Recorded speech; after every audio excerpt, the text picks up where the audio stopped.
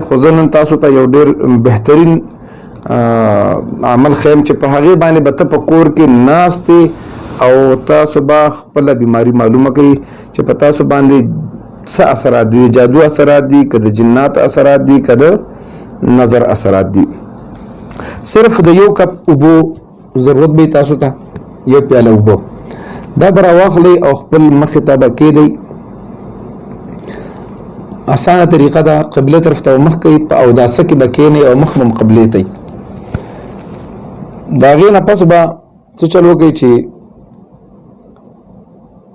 نادي علي شریف چې کوم 3 ځل به درود شریف ووایئ. د 3 ځل درود شریف نه پس نادي علي مشهور د ډېر پخوا نه را روان دی او ډېر اثردار دی. څوک پرې د جناتو چلې وباسي، څوک څه کوي څوک څه کوي، خو دې ټایم کې دا به صرف موږ دې لپاره استعمالو.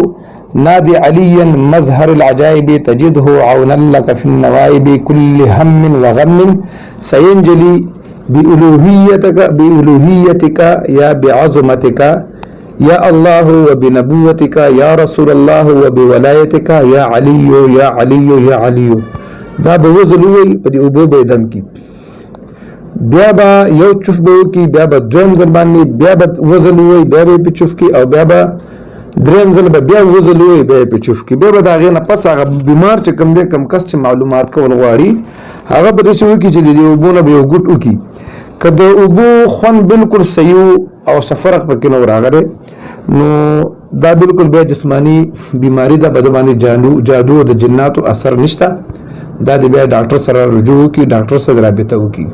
که چېرته د دې اوبو خوند پې تریخ ولګېده، مریض ووایي چې زما باندې د اوبو خوند تریخ ولګېد، نو بیا دې داسې وکړي چې دا د دې نه معلومات وکړي چې د باندې جادو شوی دی.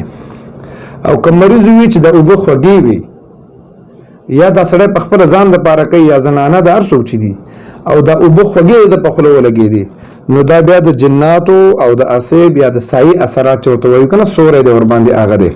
نو ډېر اسان طریقه ده، صرف یو کپ اوبو ضرورت دی او زیات نه زیات 10 منټه پې لګېږي. هر سړی خپل ځان له په خپل کور کې معلومات وکوي. نور باقي چې کوم دي زمونږ چینل کې چې کوم وظایف دي هغه هم تاسو اخیستی شئ، کولی شئ. خو یو درخواست اخر کې درته دا کوم چې کوم کسان مو سره رابطه په واتساپ کوي نو کوشش کوئ چې هغه کسان مو سره رابطه وکړئ چې د هغې د بیمارۍ مطابق شی زمونږ په چینل کې نه وي. که وي نو بیا سړی ډسټرب کېږي ځکه چې ډېر زیات کال زمونږ ته راځي، ډېر زیات واتساپ راځي، نو بیا هر یو ته جواب او ده ته چې جواب ورکړو نو چې یاره ورته وایي ستاسو دا چینل کې وګورئ نو چینل کې چې یو شی موجود نه وي نو بیا موږ سره رابطه وکړئ. یا په موږ باندې څوک کار کول غواړي د هغې دپاره به بیا چارجز ورکوي ځکه چې زموږ ټایم قیمتي دی، موږ سره ټیم دی، کسان دي را سره. نو دغه یو درخواست دی او نور تاسو ته اجازت دی کوم شرایط دی هغه پوره کوئ. انشاءالله په بل ویډیو کې به ستاسو په خدمت کې بیا حاضرېږم. تر هغې پورې ماله اجازت راکوئ. د الله په امان.